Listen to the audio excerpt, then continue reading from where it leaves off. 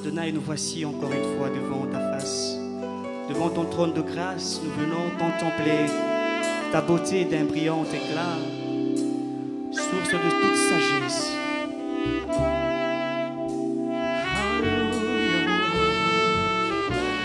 Saint, Saint, Saint est le Seigneur. Oh, quel privilège pour t'adorer.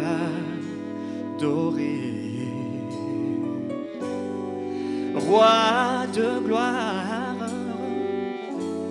Dieu tout-puissant,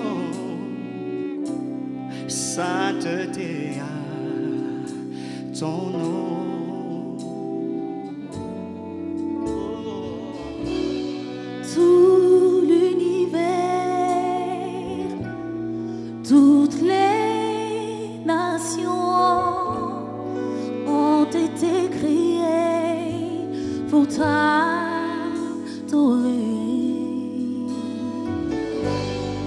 Que ta volonté, là dans les cieux, soit accomplie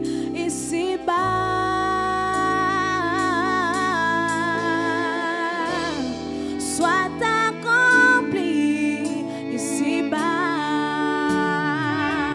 Oh, oh, oh. Sainteté à ton nom, sainteté à ton nom. Sainteté à ton nom. Sainteté à ton nom. Tu es majesté, Tu es majesté, divine autorité. divine autorité. Oh, sainteté à ton nom. Sainteté à ton nom. Oh, encore une fois, sainteté à ton nom. Sainteté à ton nom. Revêtu de gloire et de puissance. Sainteté à Alléluia. ton nom. Oh, tu es assis au-dessus des cieux. Sainteté à Alléluia. ton nom. Tu es Tu majesté, es majesté, divine autorité. divine autorité. Sainteté à ton nom. Sainteté à ton nom.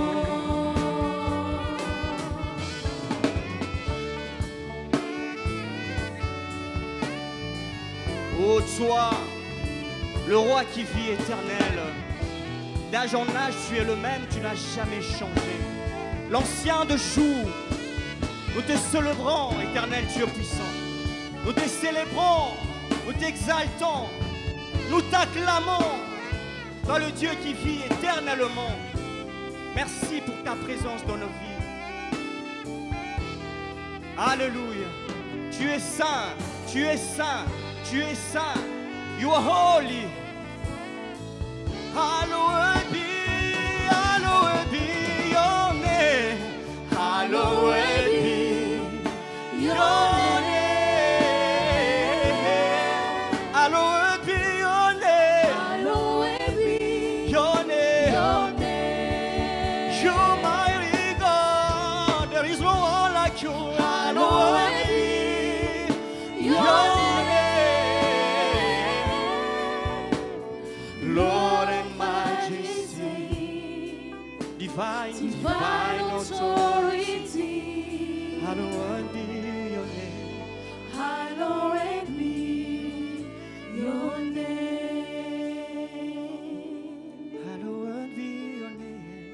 Hallowed be your name.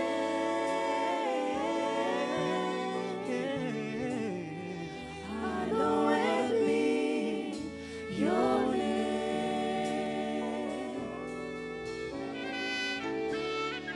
Hallowed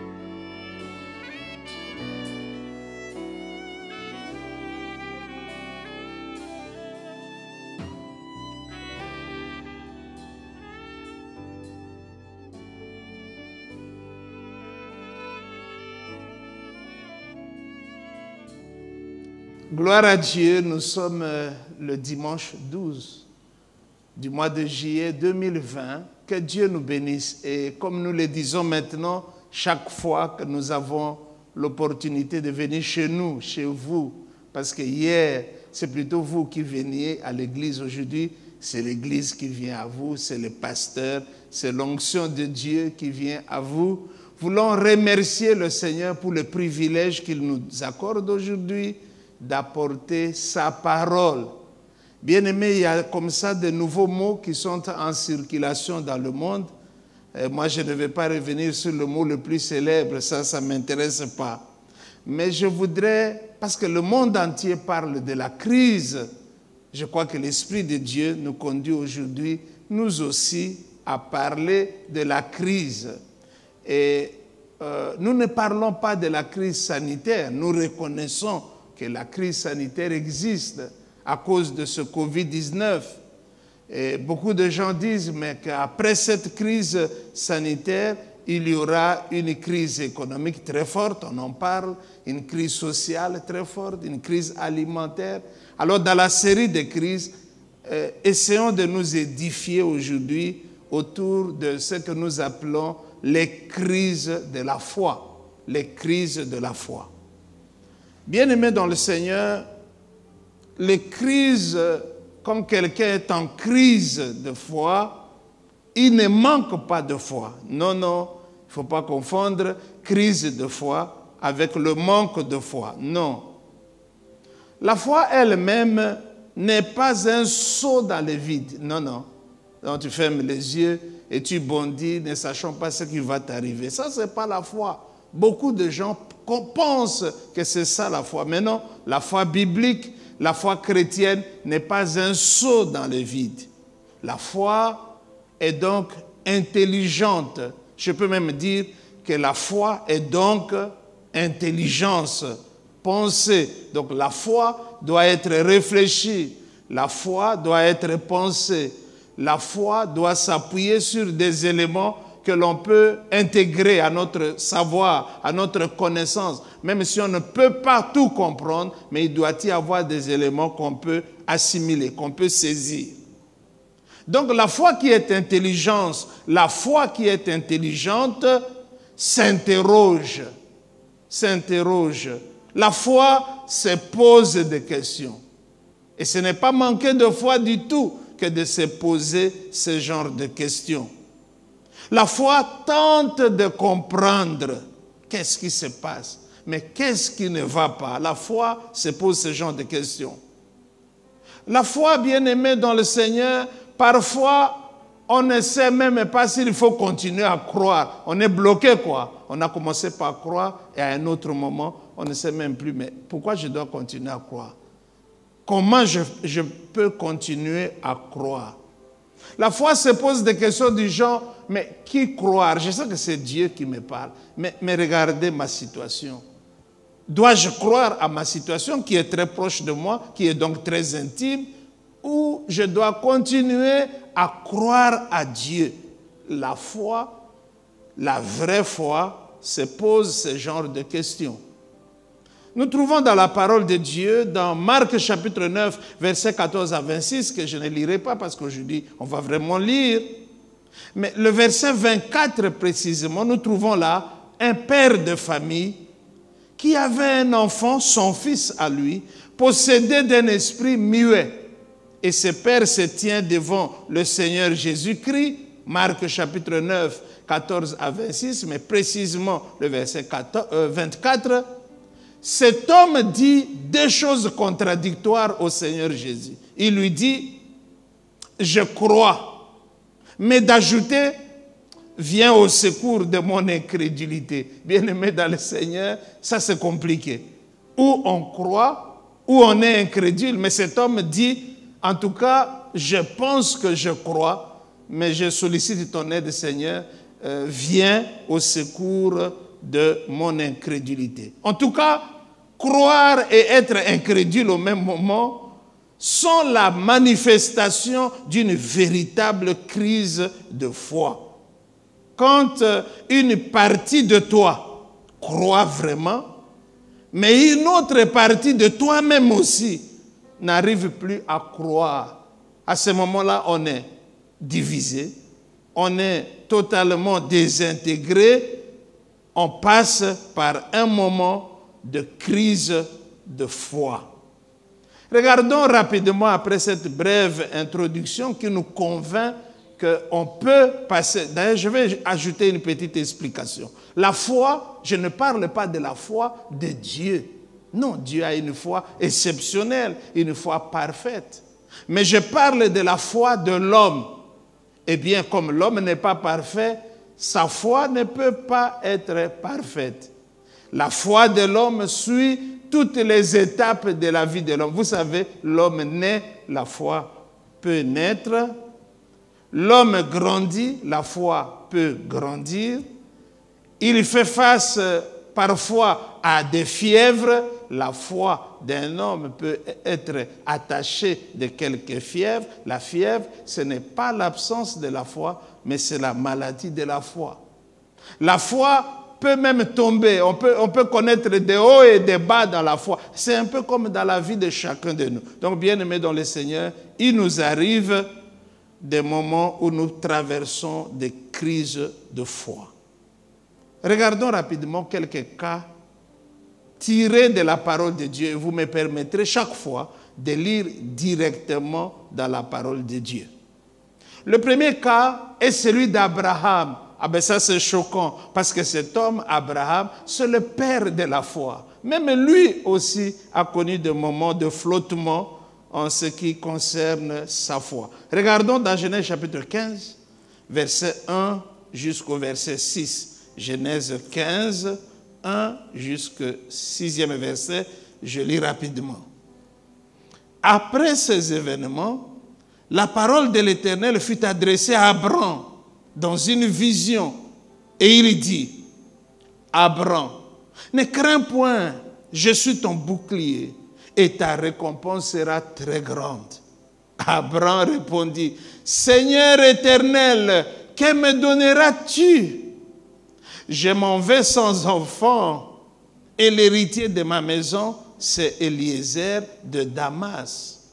Et Abraham dit, voici, tu ne m'as pas donné de postérité et celui qui est né dans ma maison sera mon héritier. Alors la parole de l'Éternel lui fut adressée ainsi, ce n'est pas lui qui sera ton héritier, mais c'est celui qui sortira de tes entrailles qui sera ton héritier. Et après l'avoir conduit dehors, il dit, regarde vers le ciel. Regarde vers le ciel et compte les étoiles, si tu peux les compter.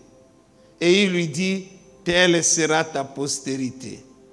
Abraham eut confiance en l'Éternel qui le lui imputa justice. Bien-aimés, voilà le témoignage que nous avons du père de la foi, de ce patriarche, de cet héros de la foi. Bien-aimés dans le Seigneur, frères et sœurs, Dieu, c'est ça le contexte de cette histoire, Dieu vient voir Abraham, qui était du reste son ami. Et il lui dit, Abraham, oui, tu sais, moi, je suis ton bouclier, je suis ta récompense, et même que ta récompense sera très grande. À propos de la question de l'enfant, ne crains pas. Quand il vient le lui dire, c'est après 25 ans de promesse. Abraham est en train d'attendre un fils, le fils de la promesse, et ça dure depuis 25 ans. Au bout de 25 ans, au lieu que Dieu amène un enfant, tout simplement, ça serait plus facile. Dieu vient le voir et il connaît ce qui se passe dans son cœur, dans le cœur de sa femme. Il lui dit, Abraham, oui, ne crains absolument rien. Je suis ton bouclier, ta récompense sera très grande. Ne t'inquiète pas à propos des enfants. J'aime Abraham parce qu'il est trop sincère. Dans notre foi, nous devons être sincères avec nous-mêmes et sincères avec Dieu. Abraham dit à Dieu, non. Ça fait 25 ans que cette promesse dure. Entre-temps, je continue à vieillir. Il avait presque une centaine d'années déjà. Alors tu me parles des enfants. Si à 45 ans, je n'ai pas eu des enfants, Si à 50 ans, je n'en ai pas eu. Si à 70 ans, il n'y en avait toujours pas. À 80 ans, il n'y en avait pas. 90 ans, il n'y en avait pas. 99 ans, il n'y en avait pas. C'est à 100 ans que tu viens me parler de cet enfant hypothétique, cette promesse que tu n'as pas tenue. Il le dit à Dieu pourquoi? Parce qu'il y passe par un moment de crise de foi terrible. Ça, c'est le premier médicament. À Dieu, on ne cache absolument rien. Tu caches, il sait ce qui se passe. Alors, autant l'avouer, autant le dire clairement à Dieu. Abraham dit à peu près ceci à Dieu. Pour cette affaire-là, je constate que tu as tout fait, mais ça n'a pas marché. Ne t'en fais plus. Je me suis organisé. L'homme qui est né dans ma maison, même s'il n'est pas de ma famille, il vient de Damas en Syrie. Mais comme il est né dans ma maison, il a grandi comme esclave dans ma maison, je ferai de lui l'héritier de tous mes biens.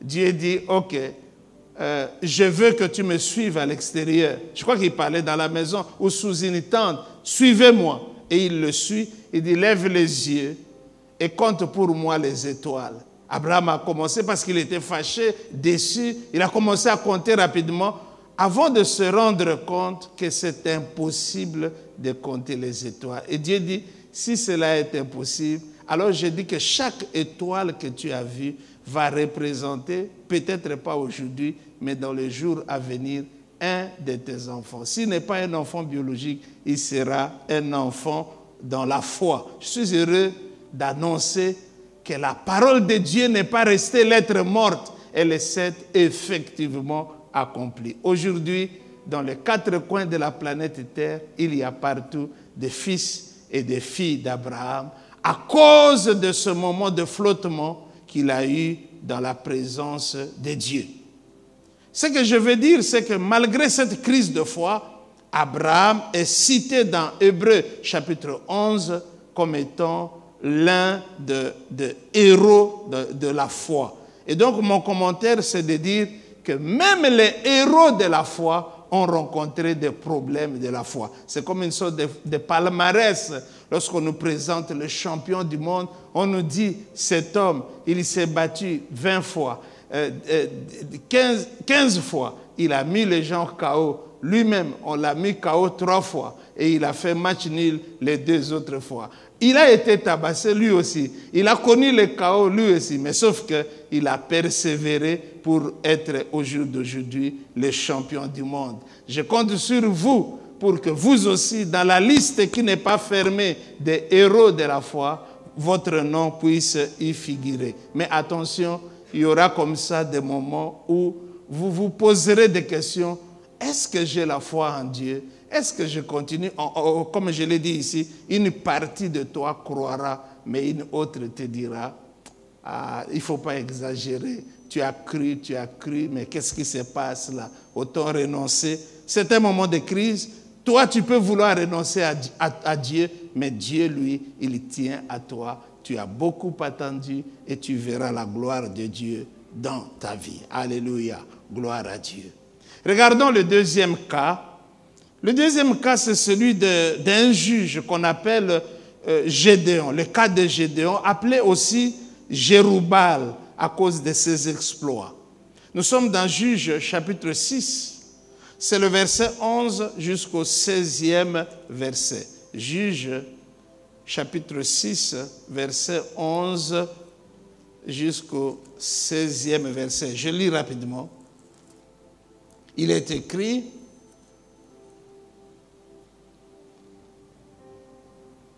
Puis vint l'ange de l'Éternel. Cette lecture est très importante. Au verset 11, c'est l'ange de l'Éternel qui vient et s'assit sous le térébinthe d'Ophra, qui appartenait à Joas de la famille d'Abiézer. Gédéon, son fils, battait du froment au pressoir pour le mettre à l'abri de Madian. Verset 12. L'ange de l'Éternel lui apparut et lui dit: L'Éternel est avec toi, vaillant héros. Gédéon lui dit: Ah, mon Seigneur, si l'Éternel est avec nous, pourquoi toutes ces choses nous sont-elles arrivées? voyez, la foi se pose des questions. Et où sont tous ces prodiges que nos pères nous racontent quand ils disent « L'Éternel ne nous a-t-il pas fait monter hors d'Égypte? Maintenant, l'Éternel nous abandonne et il nous livre entre les mains de Madian. » L'Éternel, voyez-vous, au verset 14, l'Éternel, au début, c'était l'ange de l'Éternel, mais au verset 14, l'Éternel lui-même se tourna vers lui et lui dit, « Va avec cette force que tu as et délivre Israël de la main de Madian. N'est-ce pas moi qui t'envoie? » Écoutez Gédéon au verset 15. Gédéon lui dit, il dit donc à l'Éternel lui-même, « Ah, mon Seigneur, avec quoi délivrerai-je Israël? Voici, ma famille est la plus pauvre à Manassé et je suis le plus petit dans la maison de mon père. » L'Éternel lui dit, « Mais je serai avec toi et tu battras Madian comme un seul homme. » Que Dieu bénisse cette parole. Bien-aimés dans le Seigneur, ici aussi nous voyons un homme de Dieu qui passe par des moments de flottement ou des moments de crise de foi. Son nom, c'est Gédéon. Il est né pendant une période où Israël est sous une domination brutale de Madianites. Pendant qu'il travaille dans son champ, c'est vrai, ses mains travaillent dans le champ, mais au niveau de son être intérieur, il pense à Dieu. Donc il a la foi en Dieu. Il s'est dit, mais on a entendu parler des miracles que l'Éternel était capable de faire. Mais où sont ces miracles aujourd'hui? On a entendu parler de ce Dieu qui a pris nos pères dans le pays de l'esclavage et les a amenés jusqu'en ce lieu. Mais où est ce Dieu-là? Il dit, je commence sincèrement à penser que Dieu nous a abandonnés. Voyez, il a la foi en Dieu.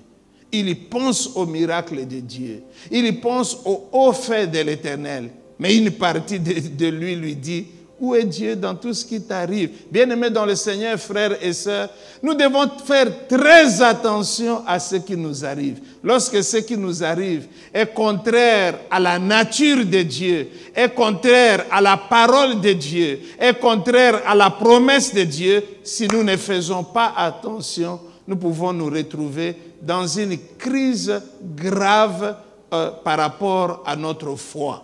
Donc, il s'interroge. J'insiste, la foi est intelligente. La foi est une intelligence. La foi se pose des questions. La foi s'interroge. La foi cherche à comprendre. Et quand on cherche à comprendre, on ne manque pas de foi. On est dans une période de transition. Bien-aimés dans le Seigneur, c'est à ce moment-là que l'Éternel vient le rencontrer. J'aime ce Dieu ici. Ce n'est pas Gédéon qui est allé vers Dieu, mais c'est Dieu lui-même qui est venu vers Gédéon parce que je crois que Dieu voulait répondre aux questions que se posait Gédéon. Et l'Éternel lui dit, puisque tu te poses des milliers de questions, puisque tu te poses des multitudes de questions, c'est toi que je vais utiliser aujourd'hui. Merci à Dieu pour Moïse. Merci à Dieu pour Josué. Merci à Dieu ici au Congo pour Tommy Lee Osborne qui a apporté l'évangile dans ce pays. Merci à notre patriarche Alexandre Adinabala et beaucoup d'autres bien-aimés dans le Seigneur. Mais Dieu dit merci pour ces gens, merci pour ces grands hommes de Dieu. Mais aujourd'hui, Gédéon, avec tes doutes, avec tes questions, avec tes interrogations, c'est moi Dieu qui vais t'utiliser. Lève-toi, prends ton courage entre les deux mains et malgré ta petitesse, malgré ta pauvreté, malgré tout ce que tu es, car tout en toi n'est que faiblesse, moi Dieu, j'ai choisi de t'utiliser. Bien-aimés dans le Seigneur, frères et sœurs, dans la vie de foi, ne minimise pas la petite chose qui est en toi. Dans la vie de foi, ne méprise pas les expériences par lesquelles tu es en train de passer. Il y avait certainement des hommes forts, des hommes puissants, qui régnait dans le pays d'Israël, mais Dieu a trouvé cet homme qui s'interrogeait sur le sort de sa nation, sur le sort de son peuple. Et Dieu s'est dit, regardez, puisqu'il est disponible, je vais l'utiliser. Et je dis à tous ceux qui nous suivent que quand c'est Dieu qui se saisit d'un faible, le faible ne reste plus faible, il devient fort. Quand c'est Dieu qui se saisit d'un pauvre, le pauvre ne reste plus pauvre, il devient riche, il devient béni. Quand c'est Dieu qui se saisit d'un malade, le malade va commencer à raconter le témoignage de sa vie. Donc, bien-aimés, il ne faut pas vous mépriser, il ne faut pas vous minimiser, il ne s'agit pas de vous, mais il s'agit de celui qui vous utilise. Ici, nous disons chaque fois que la puissance d'un instrument, ce n'est pas l'instrument lui-même, mais la puissance d'un instrument, c'est celui qui l'utilise. Quand c'est Dieu qui vous utilise, votre petitesse va rencontrer la grandeur de Dieu. Quand c'est Dieu qui vous utilise, votre maladie ne va jamais contaminer Dieu, mais c'est la sainteté de Dieu qui va expulser la maladie en vous. Quand c'est Dieu que vous rencontrez, moi je me dis, ça doit changer et ça finira par changer. Donc cet homme est passé par des moments très difficiles de crise de foi. Cependant, Dieu a ignoré ses excuses, Dieu a ignoré ses failles, Dieu a ignoré sa petitesse. Il s'est juste saisi de lui comme pour dire, c'est moi qui le ferai au travers de vous. J'aime quand c'est Dieu qui le fait au travers d'un homme. J'aime quand c'est Dieu qui parle au travers d'un homme. J'aime quand c'est Dieu qui le dit au travers de quelqu'un. J'aime quand c'est Dieu qui chante au travers de quelqu'un. Ça devient très, très, très différent. Donc, bien aimé, même cet homme de Gédéon, un des grands héros de la parole de Dieu, lui aussi a connu des crises de la foi. Donc finalement, tu n'es pas le seul. Surtout en ces temps-ci, beaucoup de choses, nous ne les comprenons pas. Même quand on nous les explique, nous ne pouvons pas les saisir. Mais au milieu de ce moment-là, ne perdons pas notre foi parce que Dieu est toujours assis sur son trône. Je voudrais parler d'un homme que j'aime parce qu'il a mon propre prénom. Je vais parler du prophète Jean-Baptiste dans Luc chapitre 7, versets 18 à 23. Luc chapitre 7, versets 18 à 23. Nous allons essayer de retrouver ce texte très rapidement qui parle de mon homo, Jean-Baptiste, le prophète, le plus grand prophète à part Jésus-Christ de Nazareth. Luc, nous voulons regarder dans le chapitre 7. Excusez-moi, ce n'est pas facile de retrouver rapidement un verset, surtout en pleine prédication. Chapitre 7. Chapitre 7, je suis encore loin, chapitre 7. Voilà ce qui est écrit dans Luc chapitre 7 à propos de mon homo, Jean-Baptiste le prophète. Verset 18, il est écrit: Jean fut informé de toutes ces choses par ses disciples. Il en appela 2 et les envoya vers Jésus pour lui dire: es-tu celui qui doit venir ou devons-nous en attendre un autre? Arrivé auprès de Jésus, il dit: Jean-Baptiste nous a envoyés vers toi pour dire: es-tu celui qui doit venir ou devons-nous en attendre un autre? À l'heure même, Jésus guérit plusieurs personnes de maladies, d'infirmités, d'esprits malins, et il rendit la vue à plusieurs aveugles. Il leur répondit: allez rapporter à Jean ce que vous avez entendu et ce que vous avez vu. Les aveugles voient, les boiteux, marchent, les lépreux sont purifiés, les sourds entendent, les morts ressuscitent, et la bonne nouvelle est annoncée aux pauvres. Et le Seigneur Jésus d'ajouter beaucoup de choses. La première: heureux celui pour qui je ne serai pas une occasion de chute. Verset 24. Lorsque les envoyés de Jean furent partis, Jésus se mit à dire à la foule au sujet de Jean le Baptiste: qu'êtes-vous allés voir au désert? un roseau agité par le vent? Mais qu'êtes-vous allés voir? Un homme vêtu d'habits précieux? Voici, ceux qui portent des habits magnifiques et qui vivent dans les délices sont dans les maisons des rois. Qu'êtes-vous donc allés voir? Un prophète? Oui, vous dis-je, et plus qu'un prophète. C'est celui dont il est écrit, voici, j'envoie mon messager devant ta face pour préparer ton chemin devant toi. Je vous l'ai dit, parmi ceux qui sont nés des femmes, il n'y en a point de plus grand que Jean. Cependant, le plus petit dans le royaume de Dieu est plus grand que Jean. Bien-aimé dans le Seigneur. Ici, c'est le prophète Homo, c'est mon homo dans le ministère et dans la foi chrétienne. Jésus dit de cet homme que parmi tous les hommes qui sont nés de femmes, ici nous sommes sur la terre, il n'y a aucun homme, il n'y a aucun prophète qui soit supérieur à Jean-Baptiste. Pourquoi? Parce que Jean-Baptiste a eu le privilège de présenter Jésus-Christ au monde. Quelle responsabilité! Il pouvait nous présenter un bar Jésus, il pouvait nous présenter un faux Jésus. Non, il a vraiment présenté le Messie de Dieu, l'agneau de Dieu qui ôte le péché du monde. Mais maintenant, ce grand homme de Dieu est pris dans des situations très difficiles. Pour avoir parlé au roi, bien-aimé dans le Seigneur, au sujet de la femme de son frère qu'il s'était accaparé, eh bien la femme est très fâchée et dit, il faut que je rende mes comptes à Jean-Baptiste. Il est donc arrêté et il est emprisonné. Finalement, il sera décapité. Vous connaissez l'histoire. Bien-aimé dans le Seigneur, c'est pendant qu'il était en prison, il a commencé à penser par rapport à Jésus. Ah, je sais que c'est l'agneau de Dieu qui ôte, qu'il est l'agneau de Dieu qui ôte le péché du monde. Je sais qu'il est le sauveur du monde.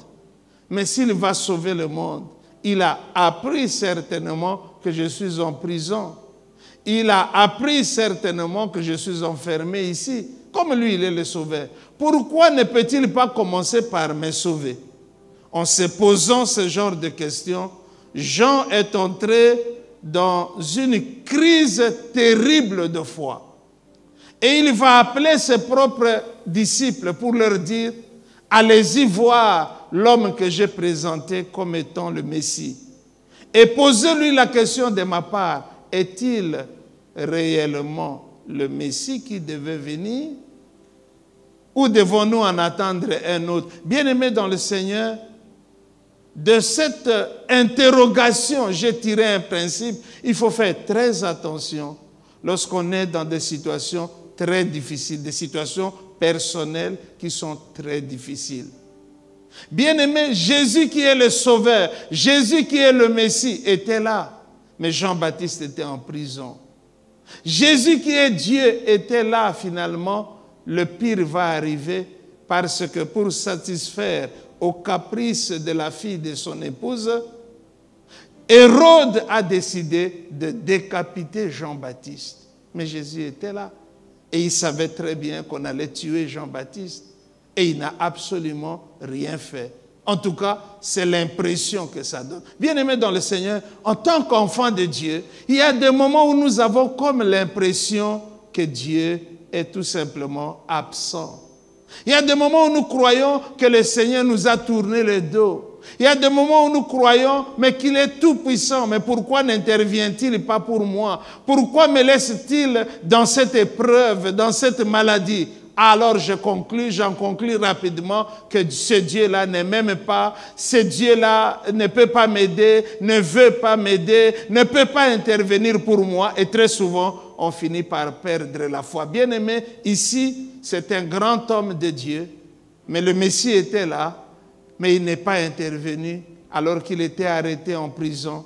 Mais il n'est pas intervenu alors qu'on le décapitait. Il n'est pas intervenu, mais il était au courant de tout ce qui s'est passé. Bien-aimés dans le Seigneur, moi, ce que je vais dire aujourd'hui, très souvent, nous, en tant qu'enfants de Dieu, nous croyons que nous avons la décision sur Dieu. Non, bien-aimés. aucun homme, aucune femme n'a la décision sur Dieu. Mais c'est Dieu, au contraire, qui a la décision sur la vie de tous les humains. Frères, je vais nous dire la vérité. Il y a des choses que Dieu fait, que même les anges qui sont habitués à vivre dans la gloire de Dieu n'arrivent ni à comprendre ni à expliquer. Ce que je veux dire en criant presque, c'est que dans la vie de chacun de nous, nous devons permettre à Dieu d'être le Dieu véritable. Nous devons permettre à Dieu d'être le Dieu souverain. Nous devons permettre à Dieu de faire ce qui est conforme à son propre plaisir. Mieux de faire sa volonté. Voyez-vous, Jésus a dit, s'il est possible que cette coupe me soit enlevée, mais toutefois, Père, ne fais pas ma volonté, mais laisse que ta volonté se fasse. Donc, bien-aimés, nous avons une volonté. Nous voulons que Dieu intervienne. Nous voulons que Dieu change les choses. Nous voulons qu'il nous relève. Nous voulons, qu'est-ce que nous ne voulons pas? Mais Dieu a une volonté qui dépasse le soleil, qui dépasse la lune, qui dépasse tout ce que nous connaissons et même ce que nous ignorons. Donc, bien-aimés, donnons un espace à Dieu pour qu'il soit le Dieu qui règne et non le Dieu qui est commandé par nous. Qu'il soit le Dieu qui domine et non le Dieu qui est dominé par nos demandes. Qu'il soit le Seigneur qui gouverne toutes choses. Qu'il fasse ce qui est bon premièrement pour lui-même avant que cela ne soit bon pour nous autres. C'est très important. C'est pendant des moments de difficultés personnelles, lorsque le Seigneur semble s'entourer d'un épais nuage, c'est pendant ce moment-là qu'il y a beaucoup de flottement dans notre vie de foi. Abordons ce dernier cas, et nous nous arrêterons là, de Job, le cas de Job. Bien-aimé dans le Seigneur, le livre de Job a servi de consolation à des milliers, sinon des millions de personnes, mais parce qu'un homme est passé à expérimenter une chose que personne n'avait connue avant lui. C'est la raison pour laquelle c'est difficile même de trouver des enfants qui portent le nom de Job. J'en ai trouvé quelques-uns, 2, 3, mais c'est pas plus. Bien-aimé dans le Seigneur, Job, c'est un grand livre et je n'ai pas pris un verset parce que ça concerne énormément de chapitres. Job, c'est un homme de bien. Dieu lui-même rend témoignage à Job que c'est un homme intègre, que c'est un homme juste, que c'est un homme qui craint Dieu, que c'est un homme qui se détourne du mal. Ça, c'est ce que Dieu dit de Job. Et il le dit devant le diable, s'il vous plaît. C'est dire la confiance et même la fierté que Dieu avait vis-à-vis de la vie de Job. Et pourtant, un homme prospère, un homme béni qui va tout perdre en un seul jour. C'est un homme de foi. C'est un homme qui craint Dieu, au dire de Dieu lui-même. Mais en un seul jour, il perd tout. Il perd tous ses enfants. Il perd tout son bétail. Il perd tous ses champs. Il perd sa santé. Et toutes ces choses ici, en un seul jour et sans aucune explication. Tout est mystère pour Job. Il a la foi. Mais comme nous l'avons dit, la foi s'interroge. La foi se pose des questions. Et Job est dans la parole de Dieu l'homme qui a posé plus de questions à Dieu lui-même, plus de questions à ses amis et plus de questions à lui-même. Dieu a choisi de répondre autrement en posant à Job toutes sortes de questions. Et ce jour-là, Job a eu 0 parce qu'il n'a jamais répondu à une seule question de Dieu. Bien-aimés dans le Seigneur, lorsque nous avons des situations difficiles qui nous arrivent, comme le cas actuellement, eh bien, ça produit colère, ça produit accusation, ça produit le silence de ceux qui vous connaissent et parfois la critique et même la méchanceté. Job en a connu. Mais toi-même, tu ne t'expliques pas ce qui se passe dans ta propre vie. Et Dieu est comme parti. Et Dieu se tait. Et Dieu se cache. Il se camoufle. Tu l'appelles. C'est comme s'il ne te connaît même pas. C'est pendant ce moment-là qu'on traverse la plus grande crise de la foi. Ta douleur est certaine. Ta peine est réelle. Tu es à la quête d'une explication. Tu es à la quête d'une réponse. Tu es à la quête d'une révélation. Mais toutes ces choses te sont refusées, littéralement, te sont refusées. Quand on passe par ce genre de moment, on veut abandonner la foi. Même si une partie de nous nous dit, n'abandonne pas Dieu, lui ne peut jamais t'abandonner. Ce qu'il faut dire, c'est d'accepter ou encore de permettre à Dieu de faire avec nous une expérience qu'il n'a jamais faite avec quelqu'un d'autre. Une expérience inconnue où le Seigneur seul est à la manœuvre. Il ne vous dit même pas quelle est l'étape suivante. Quelle est la chose prochaine qui va arriver. Il ne vous le dit pas. Il est au courant de tout ça, mais il vous le cache. Tout est fermé, tout est scellé, mais il est là. Même sa présence, elle est cachée, elle est scellée. Même sa puissance, Dieu la garde pour lui-même. Il n'intervient pas. Et nous sommes perdus. Bien-aimés, nous célébrons souvent cet homme de Job, mais quand vous lisez profondément le livre de Job, vous verrez que vers la fin, il va se repentir devant Dieu. Quand un homme se repent, c'est qu'il a compris qu'il y avait des glissements dans sa propre vie. Frères et sœurs dans le Seigneur, le message d'aujourd'hui concerne le temps difficile dans lequel nous sommes en train de vivre. C'est pour des temps comme ceux-ci que l'Éternel se posait des questions. Lorsque le Fils de l'homme reviendra sur la terre, trouvera-t-il la foi?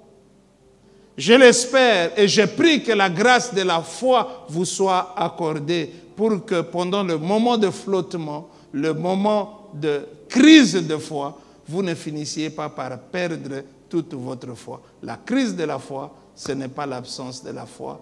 La crise de la foi, ce n'est pas la mort de la foi. Chacun de nous subit une crise au niveau de sa foi, mais je suis en train de nous dire que cette crise de foi ne doit pas tuer ta foi. Au contraire, comme Abraham, tu seras cité dans la liste des héros de la foi. Au contraire, comme Job, eh bien, tu seras cité dans la liste des héros de la foi. Comme Jean-Baptiste, tu auras un témoignage puissant comme un héros de la foi. Et comme le cas de Gédéon, ta vie sera un grand témoignage de foi. Comme le cas d'Abraham lui-même, tu feras partie de ceux qui ont remporté la victoire par rapport au combat qui ne consiste pas à renverser le diable, à chasser les démons, mais à garder sa propre foi dans son propre cœur. Que Dieu nous bénisse abondamment. La foi est précieuse, peu importe les crises, gardez votre foi. Dieu est juste là, même s'il ne se fait pas voir. Que Dieu nous bénisse, nous voulons prier.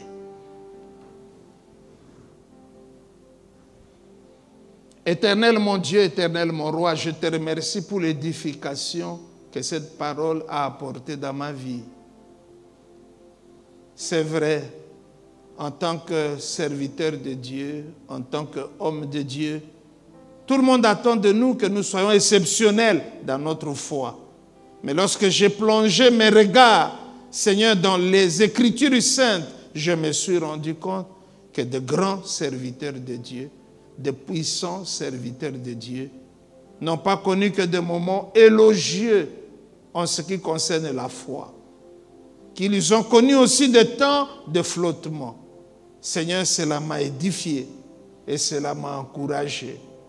Que ce témoignage des Saintes Écritures encourage la foi de mes bien-aimés qui, eux comme moi, passons par des moments de flottement. Nous ne savons pas qui croire, nous ne savons pas comment croire, comment continuer à croire.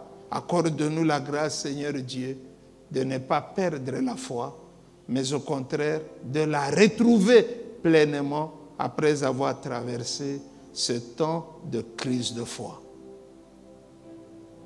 Seigneur éternel, Seigneur mon Dieu, tu nous as bénis et tu nous as encouragés. Maintenant, nous savons que peu importe les épreuves, ce n'est pas le moment des épreuves qui est très important, Mais comme il y a eu un début d'épreuve, il y aura la fin des épreuves. Comme il y a eu un début de Covid, il y aura la fin du Covid. Ce qui est important pour moi, c'est de croire qu'il y a une vie en Dieu, qu'il y a une vie qui est soutenue par la foi de chacun de nous. Je te remercie pour le miracle de la foi et je prie que ce miracle soutienne et relève les familles, relève les serviteurs de Dieu, relève les enfants de Dieu, relève nos cultes, même ceux que nous tenons par le moyen technique qui sont les nôtres aujourd'hui. Éternel, comme toujours, nous levons nos mains pour obéir à ta parole qui nous dit, avant toute chose, faites des prières pour le roi et pour tous ceux qui sont élevés en dignité. Et en tant que serviteur de Dieu dans ce pays, je lève mes mains, Seigneur. Prions pour le président de la République démocratique du Congo. Et ma prière, elle est connue, Seigneur. C'est un homme sage. Salomon était sage. Aussi a-t-il demandé la sagesse au lieu de demander quoi que ce soit d'autre. Donne à cet homme, Seigneur, la grâce et la capacité d'utiliser la sagesse révélée de Dieu pour conduire la destinée de ce merveilleux peuple du Congo. Je suis en train de prier que la sagesse de Dieu l'amène à consoler les cœurs meurtris des Congolais qui ont toujours espéré, mais dont l'espoir ou l'espérance a toujours été déçu. Je prie, Seigneur Dieu, pour que tu veilles sur la première dame de la République démocratique du Congo. Tu lui donnes la vie et la bonne santé. Elle qui a comme mission de dire à son mari de président, Seigneur Dieu, de gouverner ce pays comme dans un ministère que Dieu lui a donné. Je prie pour ses enfants en les bénissant. Je prie pour ses principaux collaborateurs. Je prie pour le gouvernement de la République, les institutions. Je prie pour le peuple du Congo, Seigneur. Je prie pour l'économie du Congo. Je prie pour que tu nous consoles dans ce bon pays ou beau pays que tu nous as donné. Éternel mon Dieu, éternel mon roi, le Congo tout entier, les pays d'Afrique, les pays du monde sont confrontés à cette pandémie du Covid-19. Notre prière est devant toi. Seigneur, nous prions que la courbe de cette pandémie soit brisée, qu'elle soit cassée et que cette courbe tombe dans le nom puissant de Jésus. Je prie que la courbe de la bonne santé, la courbe de la guérison, au contraire, prenne de l'envol. Comme nous l'entendons aux quatre coins de la terre, de nombreuses personnes sortent de l'hôpital guéries. Nous nous en réjouissons et te félicitons pour l'œuvre de la guérison dans le nom puissant de Jésus-Christ de Nazareth. Je prie, éternel mon roi, pour les différentes équipes engagées dans la lutte contre Covid-19. C'est toi qui inspires l'intelligence, y compris des intelligents. C'est toi qui rajoutes à la sagesse des sages. Merci d'ouvrir, Seigneur Dieu, d'éclairer le cerveau des savants, des chercheurs, de médecins, de pharmaciens, de biologistes, de chimistes, ceux qui travaillent, Seigneur, pour trouver un médicament pouvant soulager tes enfants, ceux qui travaillent pour pouvoir trouver un vaccin véritable, Seigneur Dieu, qui pourra aider le peuple de ce monde. Merci de les inspirer et de conduire leurs recherches pour que celles-ci aboutissent positivement. Je prie, éternel mon roi, pour que ta bonne main éternelle se pose sur toutes les familles qui ont été éprouvées pendant ce temps à cause de la pandémie, ici chez nous comme ailleurs. Que toi, le Dieu de toute consolation, tu consoles les cœurs des affligés. Éternel mon Dieu, éternel mon roi, tu es le Dieu de toute la terre, tu es le Dieu du ciel et de toute la terre. Tu es Eben-Ezer, tu es El Elyon, le Dieu très haut, maître du ciel, maître de la terre. Je t'invoque et je te félicite. toi qui ne nous as pas tourné le dos, toi qui ne nous as pas abandonnés. Bénis Israël, ton fils premier-né, que Jérusalem soit habité et rencontre la paix et la bénédiction de l'Éternel. Bénis notre beau pays, la République démocratique du Congo. Lorsque nous te servons dans ce pays, laisse que ta faveur, ta grâce nous soit donnée. Au nom puissant de Jésus, nous avons ainsi prié. Amen.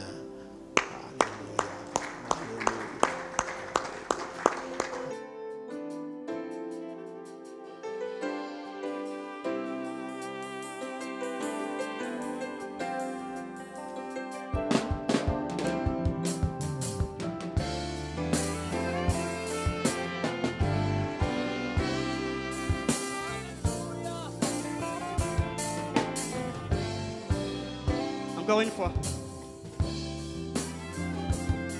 Alléluia.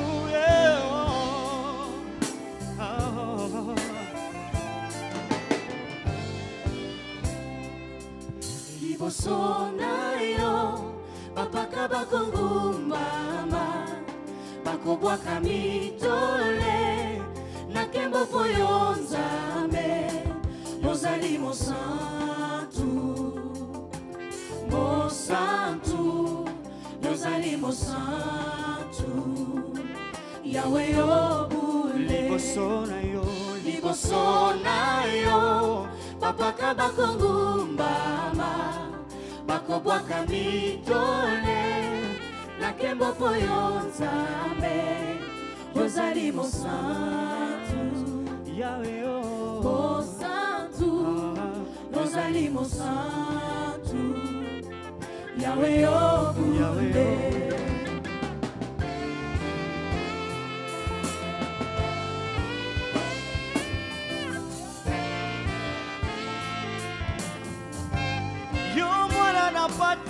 mwana na pate molongoli masumu boboto na yo sikete umela ozali mosantu mosantu ozali mosantu Yahweh yobule mwana na pate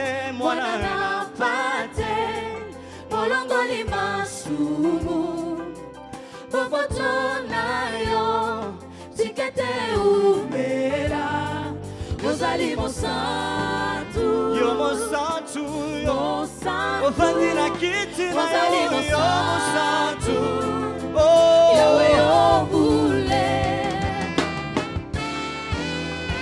obongi na kembo yo zuwa yo masanjoli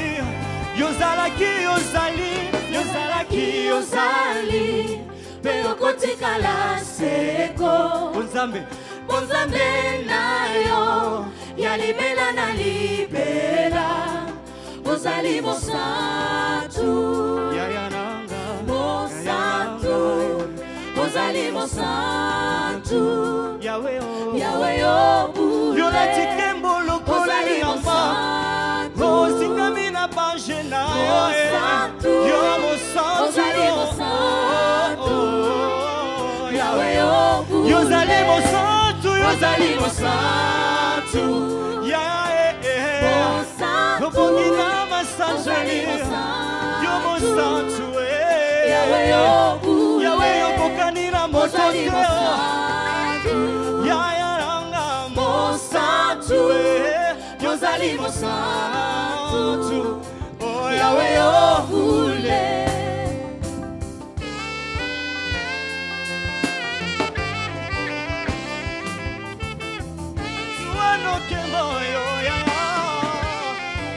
solo pona butosi na yo Yahweh atombola yo apesa yo kombo oyo eleki bakombo nyonso mabota nyonso engumbama minoko nyonso etatola ete ozali nzambe libela na libela pona butosi na yo Yahweh atombola yo apesa yo kombo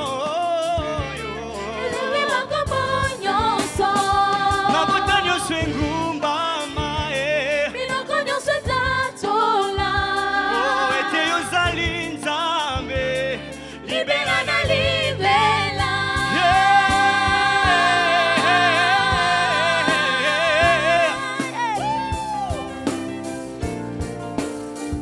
Yo bongi na kembo yo.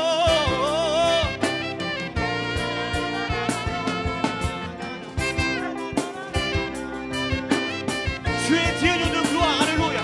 Chante mon santo, mon santo, mon santo, mon santo, mon santo, mon santo, mon santo.